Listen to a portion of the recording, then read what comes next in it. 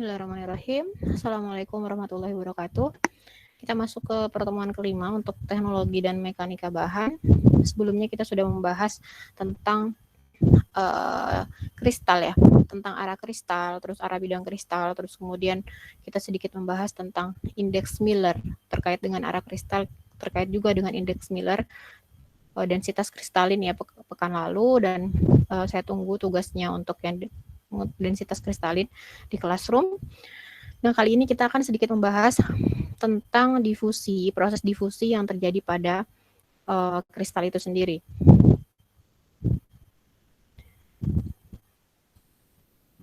Jadi ada ketidakmurnian, kemudian cacat kristal, ada cacat titik, ketidakmurnian dalam bahan padat itu seperti apa, cacat garis, cacat bidang kristal, vibrasi atom, nanti akan saya kasih link yang bisa kalian pelajari. Kemudian untuk pengujian makroskopis terkait dengan uji mekanik dan terkait dengan cacat kristal itu akan dibahas di pertemuannya selanjutnya. Nah, terkait dengan cacat kristal, pastinya terkait dengan yang namanya ketidakmurnian. Sebenarnya ketidakmurnian pada dasarnya kan bahan padat itu kan murni ya. Artinya misalnya seng, Zn itu sudah sendiri-sendiri.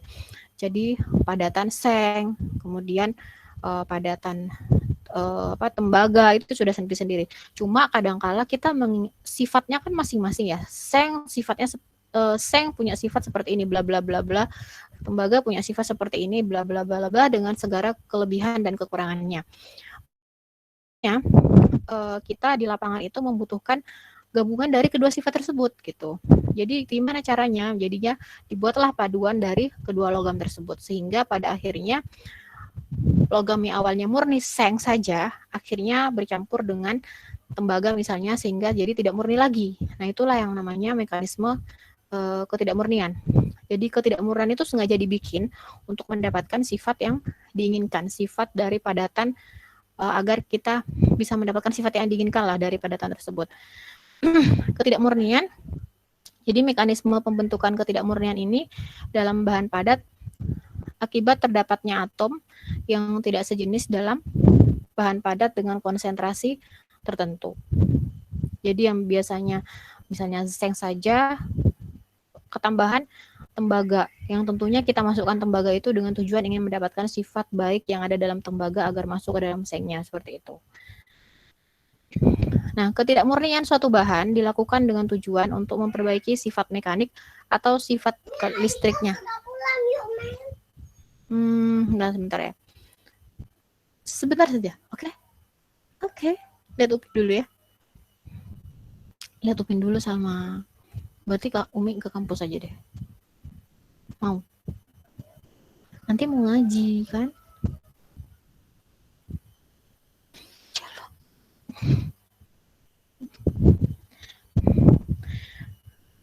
Sebentar.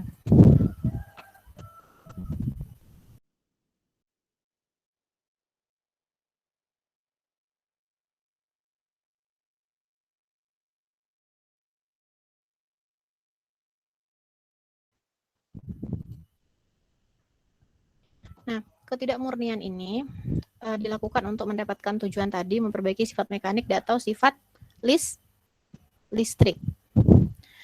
Misalnya, seng dipadukan dengan tembaga akan menghasilkan logam kuningan yang memiliki sifat mekanik yang lebih baik dari tembaga murni tadi. Makanya dipadukan.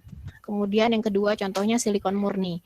Dipadukan dengan fosfor akan menghasilkan silikon tipe yang memiliki sifat listrik yang baik. Jadi dipadukannya itu ketidakmurnian itu sengaja dibuat untuk mendapatkan sifat mekanik yang diinginkan. Seperti itu. Jadi bisa dipahami ya. Jadi ketidakmurnian itu memang sengaja dibikin untuk mendapatkan sifat mekanik yang diinginkan. Seperti itu. Nah, mekanisme paduan atom dalam bahan padat itu terdiri dari dua tipe ya. Jadi paduan substitusi dan paduan intersisi. Kalau paduan substitusi apa? Sesuai namanya lah. Substitusi itu kan mengganti. Namanya mengganti itu ukurannya kan harusnya sama. Jadi paduan substitusi ini terjadi bila atom lain menggantikan atom penyusun yang utama tadi bahan dengan syarat itu ukuran atomnya sama supaya struktur kristalnya tidak berubah. Nah, kemudian nanti kita akan jelaskan di gambar. Sedangkan paduan intersisi, paduan ini terjadi bila ukuran atom asing atau atom penyusun dalam bahan yang berbeda itu masuk itu ukurannya lebih kecil dari atom penyusun bahan utamanya. Sehingga akan terjadi namanya penyisipan. Namanya nyisip itu kan harus lebih kecil ukurannya. Sehingga akan terjadi penyisipan atom asing ke dalam kisi suatu bahan utama tadi. Nah, ini contohnya ya. Nah, ini substitusi. Misalnya ini yang biru ini adalah yang biru banyak, ini adalah bahan utama. Bahan utamanya misalnya tembaga ya, misal tembaga. Terus metode substitusi untuk mendapatkan struktur kristal yang fix tetap berarti metodenya substitusi. Jadi ini harus diambilkan dari atom lain yang tentunya sifatnya yang kita inginkan, tapi ukurannya sama dengan ukuran atom penyusun sebelumnya. Itu namanya substitusi. Jadi menggantikan ini satu itu dikeluarin, artinya dibuang lah ya, dibuang, disingkirin, terus diganti dengan atom lain yang ukurannya sama, atom yang tidak sejenis pastinya. Itu substitusi. Nah, kalau intersisi itu penyisipan. Jadi otomatis yang nyisip ini yang pink itu apa, pink atau oranye lah. Nah, ini yang nyisip itu ukurannya jauh lebih kecil dibandingkan dengan atom penyusun bahan utamanya. Jadi ini nyisip kecil gitu. Sehingga otomatis akan mengubah, bisa jadi akan mengubah struktur atom kalau yang sisipannya itu cukup banyak misalnya.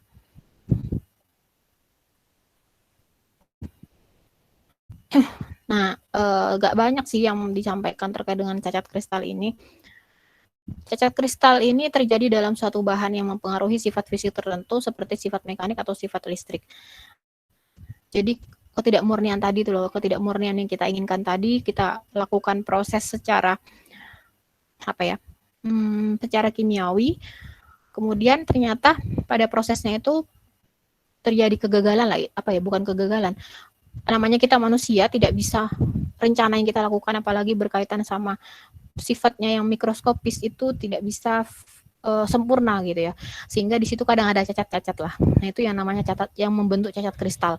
Nah, cacat titik itu terjadi akibat penumpukan yang salah ketika terjadi proses kristalisasi, atau dapat juga ini kristalisasi untuk gini.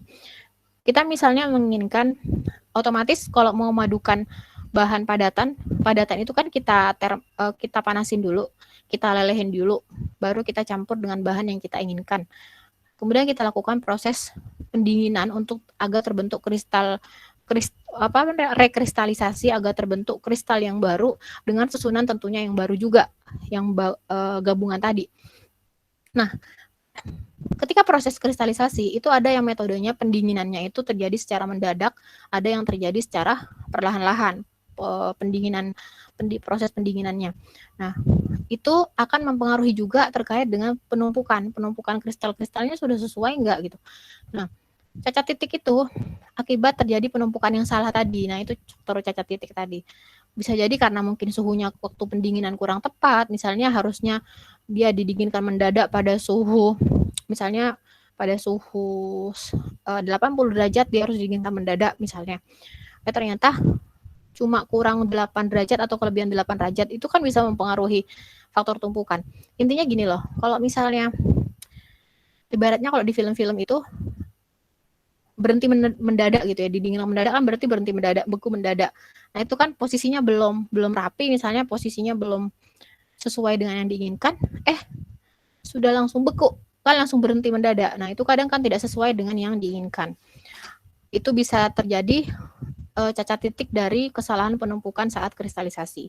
Atau proses cacat titik ini bisa terjadi ketika energi termal atau pemanasan yang digunakan untuk proses terjadinya ketidakmurnian ini itu terlalu tinggi, sehingga memungkinkan atom-atom itu meninggalkan posisinya dan menghasilkan kekosongan atau vakansi. Gitu. Nah, ini self intersisial tadi ya, berubah secara sendirinya, terus ini yang vacancy. Jadi terjadi karena proses thermal yang terlalu tinggi tadi atau pengkristalan yang salah gitu, sehingga dia menumpuknya jalannya self interstitial, artinya dia membentuk sisipan sendiri dirinya sendiri. Kan ini awalnya berada di sini toh. Nah, karena mungkin proses pengkristalannya yang kurang tepat suhunya, terjadi penumpukan yang salah, yang harusnya si apa ini yang di dalam si dia berada di sini, dia berjalan dan dia membentuk menyisip di apa ya? Menyisip di keluarganya sendiri lah. Bukan sisipan dari luar, bukan atom dari luar yang menyisip ini. Ini bukan atom dari luar yang menyisip, tapi atom yang ada di sini pindah menyisipnya di tetangganya sendiri, di keluarganya sendiri, mungkin di Pak D-nya, ibaratnya di Pak D-nya atau di bulenya gitu loh. Bukan dari orang luar yang menyisip di sini. Jadi masuk di sini sehingga akan mempengaruhi susunan kristal itu sendiri gitu. Di sini ada kekosongan. Ini cara ini ya, menentukan energi dalam cara menentukan energi yang dibutuhkan apa untuk terjadi kekosongan itu seperti apa, ada proses suhunya berapa, terus N banyaknya atom dalam kristal berapa, terus kemudian QV energi yang dibutuhkan untuk membentuk vacancy atau kekosongan, T itu suhu kristal dalam Kelvin dan lain sebagainya. Ini bisa dijadikan informasi tambahan tapi tidak utama gitu ya untuk dijadikan bahan ini untuk kuliah kali ini. Itu tadi yang vacancy ya, vacancy kekosongan.